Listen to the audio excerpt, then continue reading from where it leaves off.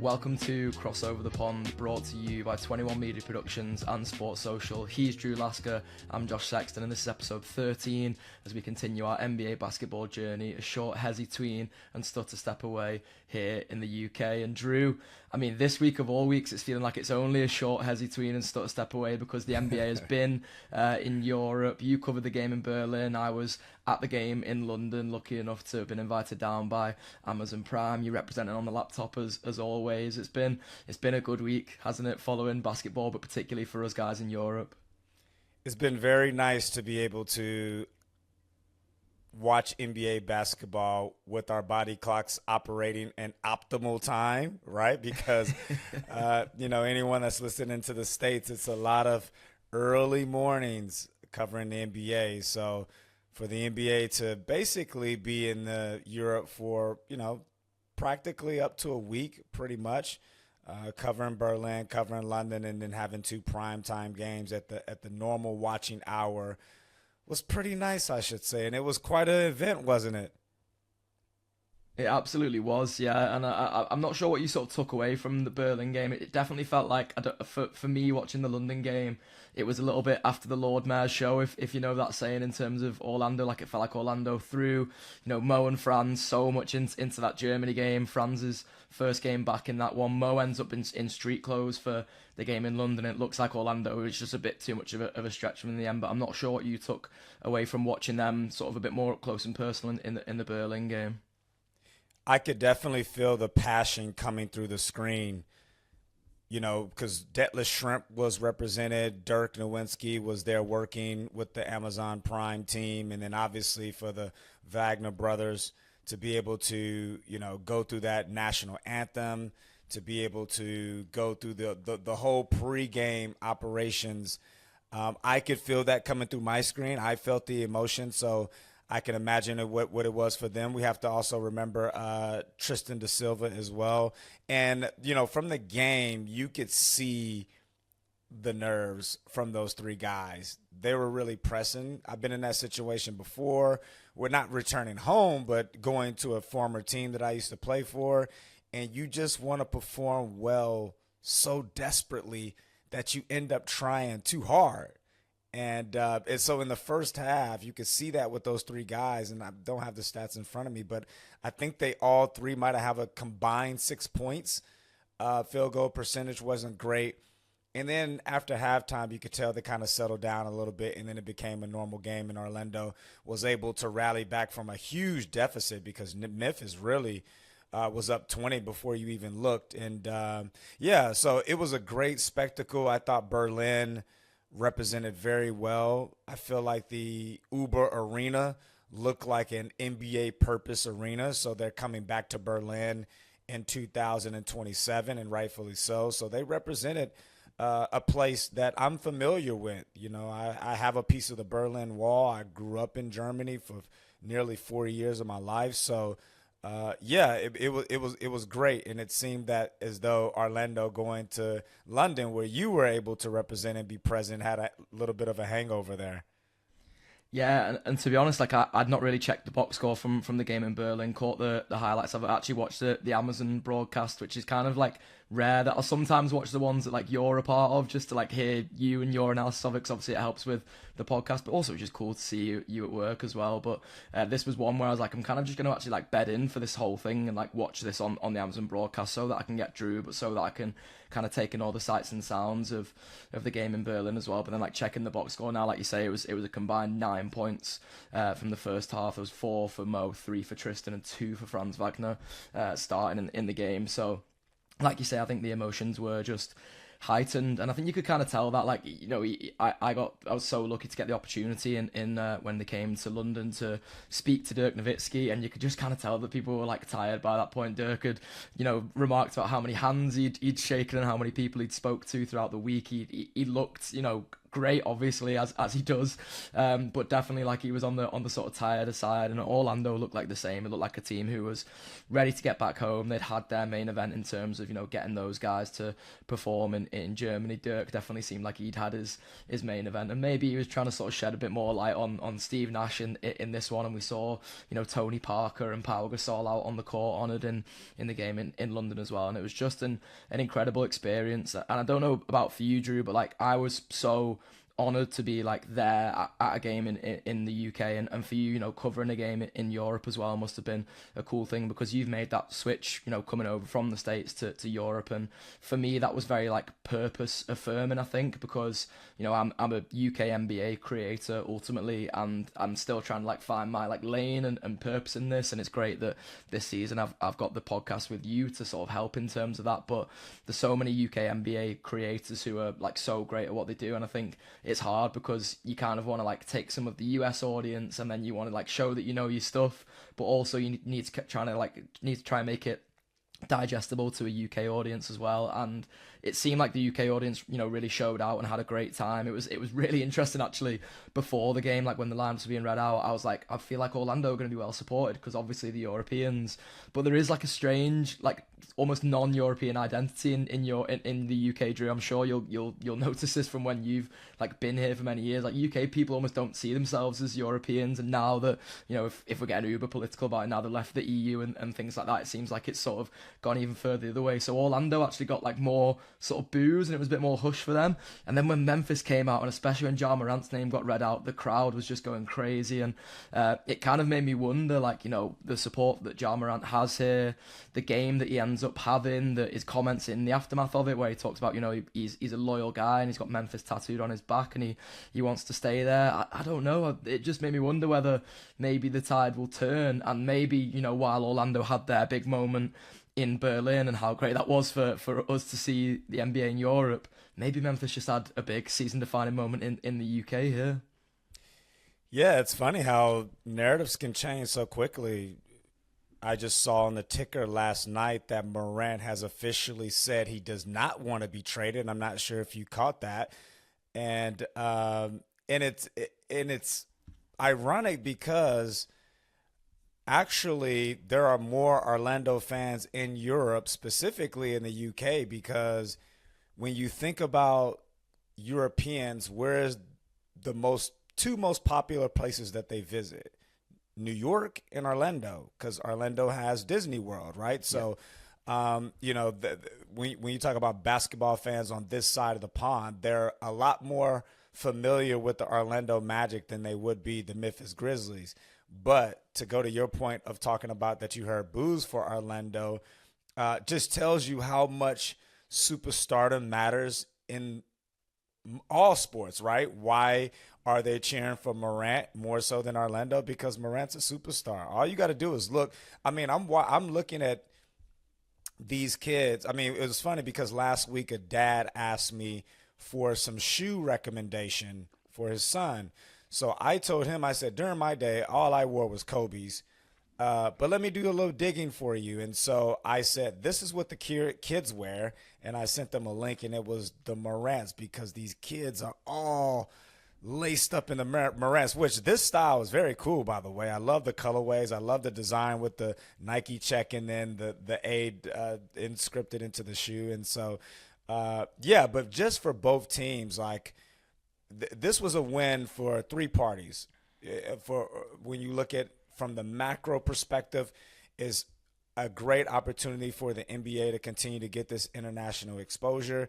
But then also, when you look at it from the micro perspective, what an opportunity for the Magic and the Memphis Grizzlies, right? Because, it's all about, at the end of the day, like the NBA is about economics. It's about the dollar, right? And so for these two organizations, they got an opportunity to build their brand and their interest, and with the game being prime time, there were more eyeballs than usually they would be, specifically on the coverage for the people who weren't able to be in the house. So, you talk about being part of it. I just feel so honored and blessed. Actually, one of our exec said to me that night, he was like, you're famous, right? And I was like, I looked at him and he was, because our coverage goes out to 160 countries. And I thought about it and I was like, that's pretty cool, actually. Like, if you are watching Prime and that you're watching the English broadcast, like, you get our coverage, and it's all over the world. So just to be part of it and to be part of that experience, I just feel very honored to be able to represent a league that I'm a fan of. Like, obviously, you and I are, we have side hustles within the game, but like ultimately, we're fans, man. Yeah, always have been, and that's I guess sort of looking at it from a basketball perspective. Then, like, what did you take away from either of these games? Like, I'll be honest, the main thing that I took away was that, like, and it's so hard. Like, we had Dante on the podcast, and I think Dante made me more of an Orlando Magic fan going into the London game, and then I was there watching, and obviously, like, there is a world, I think, in which Paolo and Franz can coexist. I do believe that is the case, but I don't know. I think to optimize this team, there's a different direction they could go with those two guys. And I look at a guy like Anthony Black as well, who was the leading scorer for Orlando that night, and just like the star power that it felt like was there on the night kind of came from Anthony Black for me. Like, it didn't really come from Paolo, it didn't really come from Franz, and I just kind of feel like every time there was like an offense for the Orlando Magic, it basically ended up in one of those two guys taking like a similar shot, and there was no like sharing the ball between those two guys unless the ball just like completely got swung around because a play got broken up by Memphis, which seemed to happen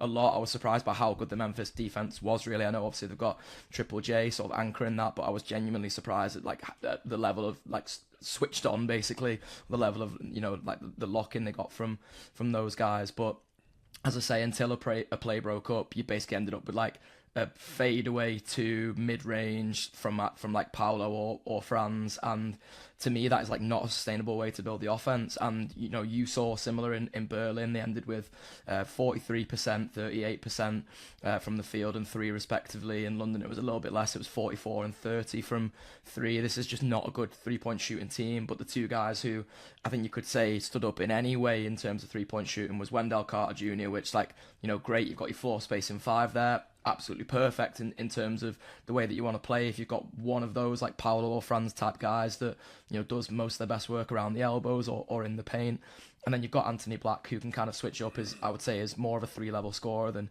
either of those star guys. And I don't know, Drew, I came away from it being a bit like, I wonder if the best course for Orlando now long term is to just break up the Paolo and Franz thing.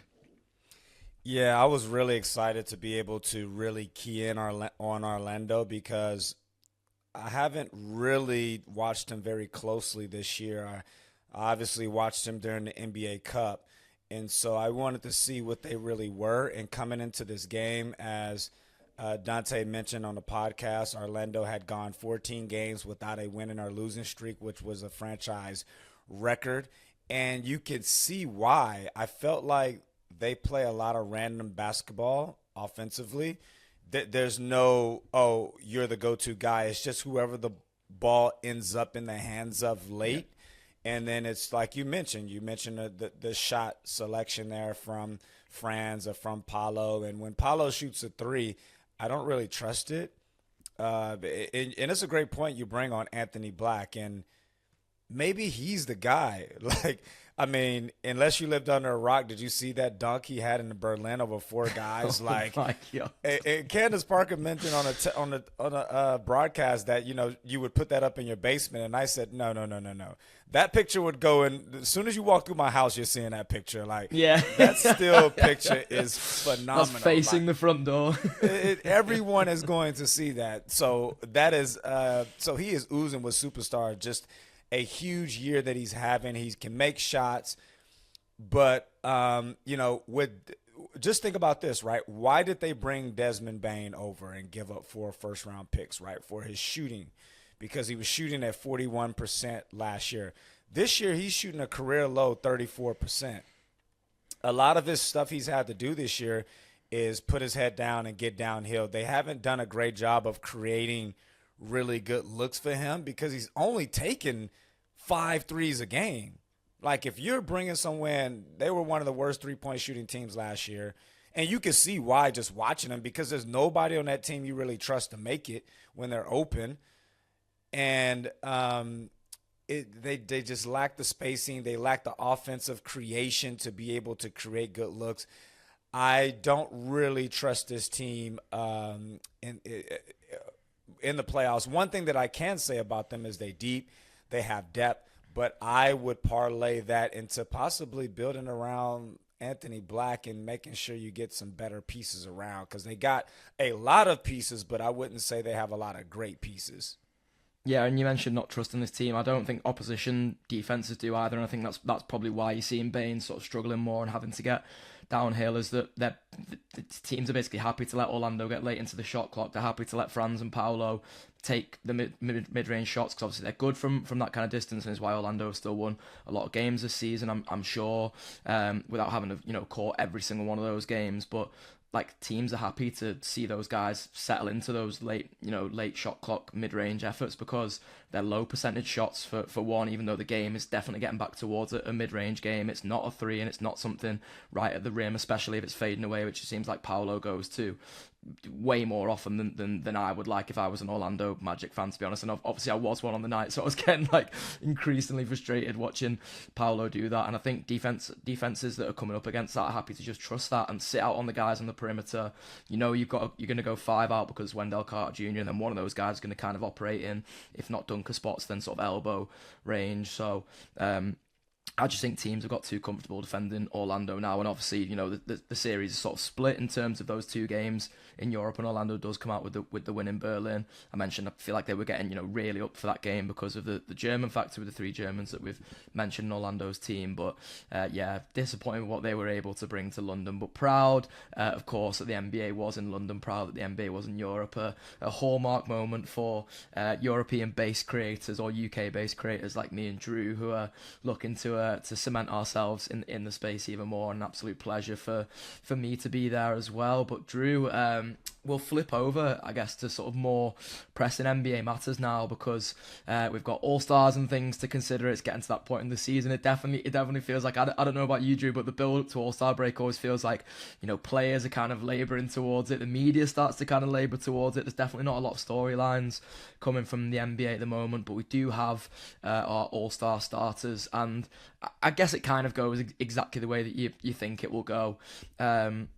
I'm still trying to figure out the format in terms of how it shakes out in terms of overall voting. But the starters we've got is Giannis, Jaylen Brown, Jalen Brunson, Cade Cunningham, and Tyrese Maxey for the Eastern Conference, and then Steph Curry, Luka Doncic, Shai Gilgeous-Alexander, Nikola Jokic, and Victor Wembanyama from the Western Conference. And I saw a funny thing, Drew, which was basically like, if you just swap Giannis for Steph in the lineups, then the West is all European with Giannis and the East is all American with Steph. And then I was thinking about those two lineups and I was like, oh God, could that be like a 4-guard lineup in the East with Cade guarding the other team's center, and the West just like the biggest team of all time? But I don't know if you've managed to wrap your head around this format a little bit better than I have at this stage, but I'm kind of excited. Like, I'm always just excited to see new things, really, and see the way they work. And I'm not setting this one up for a fail as such yet.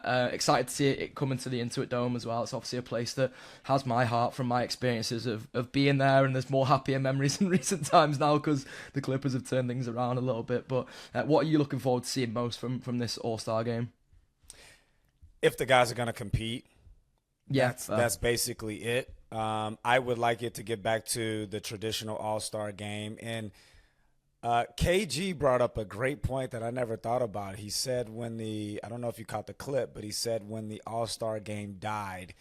I don't know if you remember the moment when Kobe was guarding LeBron and Kobe slapped his hands on the floor like, let's go. The game was late in the fourth. Like, this is the one-on-one matchup we've been waiting for, that the world's been waiting for. And LeBron swung the ball. And KG mentioned that was the turning point of the All-Star game, where it lost its luster. It lost its competition aspect. Because just think if LeBron is going at Kobe and he gets a bucket, and we go back on the other side and Kobe goes back at LeBron.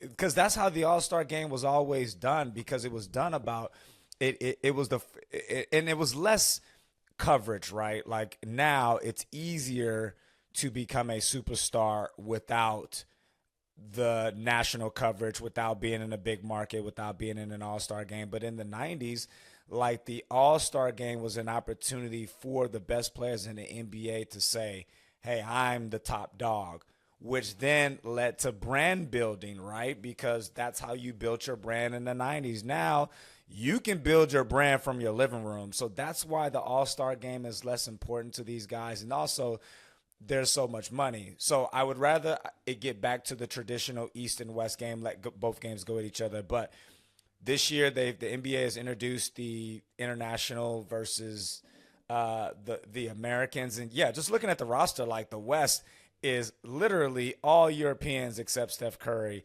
and it's going to be interesting to see like the size that the Europeans have. But I still take this with a grain of salt, whoever wins, because it's a round robin game. There's two teams of American born players and one European team, but it's 12-minute games. And we all know that's not basketball. Anything can happen in 12 minutes. One team can get hot. One team can get off to a slow start, and by then the game is over. So I'm not sure what I'm expecting. I just want to see these guys go hard. Victor Wembanyama just announced last night that they asked him about it in his post-game presser as San Antonio lost to Houston about what he's looking forward to, his plans for the All-Star game. And he said he's looking forward to compete, and he hopes everyone else is. But if everyone else isn't, he'll be out there competing by himself. So I love the message that the young fella is sending, but we shall see. Yeah, it's hard not to get, very much behind Victor Wembanyama's mentality. I don't know if you watched the fourth coming of OKC versus San Antonio last week. OKC finally getting their revenge there. It seems like they've figured out a few things sort of on the fly for that matchup as well. But like that Wemby and Chet matchup is so interesting. I'm dying to see 7 games of that. But I just like Wembanyama's mentality in general because, like you say, promising to be one of the only ones out there competing if nobody else is. I'll be really interested to see who the reserves are as that comes through, whether there is a place for LeBron James. And it's hard because you kind of don't want to get dragged into the conversations that talking heads are going to have, Drew, like especially us on this podcast. We want to kind of do things differently, but like LeBron is just such a global superstar. He ends up in, I think that is like 8th or 9th in terms of the voting for Western Conference players. So there is a chance that he sneaks into the All-Star game. There's a chance that, to be honest, Adam Silver just puts him in there. Like I don't know. Like I think I've come around to your way of thinking from the last time we spoke about it, that like we would know if LeBron is going to retire, and so I don't think he needs to be put in this All-Star game because, like, if he's going to retire, by the way, and he's not said it, then, like, kind of more fool him, because I'm sure if he did, then Adam Silver would be like, oh, right, okay, yeah, like, you get a hard pass into the All-Star game then. And to me, everyone's making a big deal about this. Like, LeBron's not a starter for the first time in 21 years. Will he be part of it? It's this huge narrative. And for me, I don't really care. And the reason why I don't care is because LeBron doesn't really care. I mean, just think about how he approached the All-Star game last year. The team takes a team photo, and obviously he was injured and not playing, which he waited until the day before to let everybody know he wasn't, and that took a spot away from your guy with the Clippers, who I thought should have earned that spot. But he was in street clothes. And so you could just tell that you could just tell by LeBron's comments as of late that he's not really bothered. This is not a priority of his. So why should I care if LeBron doesn't care? So, and we all know, again, like I said, when LeBron retires, everybody will know. You think LeBron is going in the back door quietly? Think about who we're talking about. Right? I mean, he's had Netflix cameras following him for the last 3 years. So he is not going out quietly. When he goes, you're going to know. And then at that point, I'm okay with shoestringing him in. Yeah, we might get an episode of the Decision on ESPN every single night of that season when LeBron's going, is he going to retire or not for the whole season? I'm like you, yeah. As long as LeBron doesn't care, then I'm fine. And as long as this isn't his final season, then like I don't really need to see him in the All-Star game either. To be honest, like I'm enjoying this kind of changing of the tide from a lot of the older heads in the league to some of the younger heads. But one of the older heads who's still in the All-Star game, Drew, and one who I imagine fans of his team will be sweating on his involvement. If there's any set of fans this year who are like, we don't want to see a competitive All-Star game, it might just be the Golden State Warriors, because Steph Curry is an All-Star starter, as he always is. but Jimmy Butler goes down with this ACL injury. And to be honest, Drew, like the Golden State Warriors look like they were just putting it together to me. Like they've been this team that's been hovering around 500 for so much of this season. They finally get to, I was just trying to check what their record is here, 25-20. It was actually 25-19 when I last checked this, so I think they must have lost last night or the night before. And like Steph in the All-Star game, I'm sure will put on a show because he always does, but there may be a thing in the back of his mind being like, listen, I don't want to compete overly so, because if I get injured, then the Golden State Warriors are completely done. And to be honest, with Jimmy down, they may even just be done for this season now. Yeah, and I think the way Steph Curry plays, I don't feel like he's in risk at an All-Star game because he's just shooting 40 feet behind the three-point line. So, and he's not playing defense, so I don't think Steph really thinks about getting injured or not. But yeah, Golden State was just trajectorying in the right direction. Like they 7-3 over their last 10 games. They looked like they were starting to figure it out. Jimmy Butler was low-key having a very efficient year. And that's the thing we hate about sports, right? No matter what sports it is, all it takes is one wrong step and your team's hopes are ruined. And so that is it for Golden State. Like, I don't see any other avenue. Obviously, they're forced to play Kuminga, who played last night, had 20 points in 20 minutes, so very efficient. But I just still think that's an audition to get picks. The window is officially closed if you're a Golden State Warrior. So it'll be very interesting to see how they decide to maneuver the rest of the season. I mean, I even saw reports that they are looking to move Jimmy, which, boy, you talk about ice cold, man, moving a guy with an ACL. So, yeah, a lot of question marks for Golden State, but I think that wipes them out of the championship talks. However, I did see a report yesterday that I hadn't seen before. I don't know if you've seen it, but they were considering what's the guy for Sacramento from LA, play with Toronto, play with Kyle Lowry. Oh, DeRozan. Yeah, DeRozan. I haven't seen that before. You had me stumbling there. Yeah, but actually, when you really think about it, like, he does exactly what Jimmy Butler does, right? Jimmy Butler's not a three-point shooter. He's a midi king, and maybe that's the perfect replacement for Jimmy Butler. He's younger as well. So, yeah, a lot of interesting things that we must see into the trade deadline, which is February 8th, if I'm not mistaken. So, we shall see.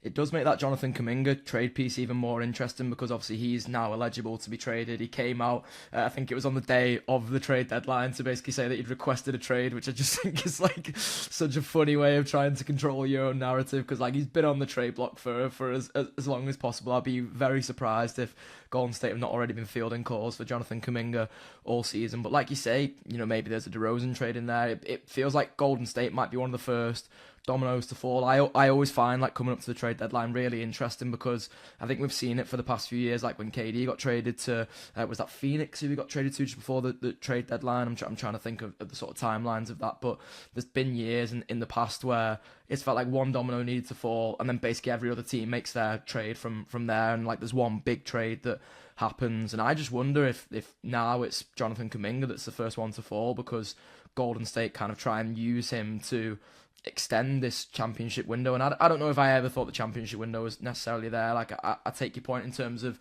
if you've got Steph and you know obviously Jimmy's there and Jimmy is a playoff riser, then maybe there's always a chance. But the West is just so stacked this year. Like we've both said a couple of times already this season, I think that the Lakers are in a bit of a false position really. Like their point differential is surely just going to see them come down, and I imagine that's going to start to come down after All-Star break. Like I wouldn't be surprised if the top six is basically as it is now, but swap Minnesota for the Lakers. The Lakers end up in the play-in. The play-in is probably about locked where it is now. Like I'll be interested to see what Memphis and Portland look to do. I think Portland owns their own pick this season, so Portland I guess kind of have incentive to tank, and they're a young core anyway, whereas Memphis maybe doesn't necessarily want to be in tanking position because they're a team who wants to be eventually competing. So who knows on the score of Memphis, but it feels like hopefully the Clippers have got their act together now and they're a lock for the play-in.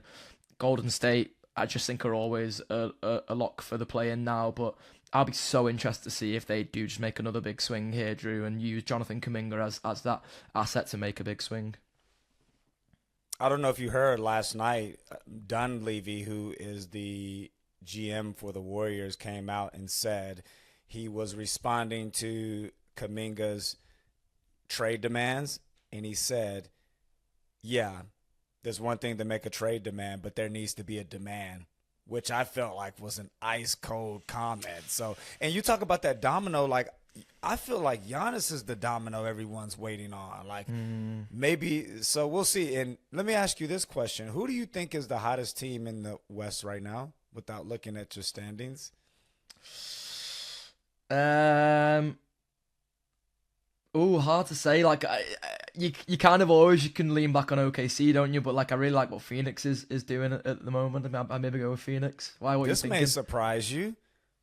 I only brought this up because you just mentioned their name. The Portland Trailblazers are 8-2 in their last 10 games, which is the best in the NBA.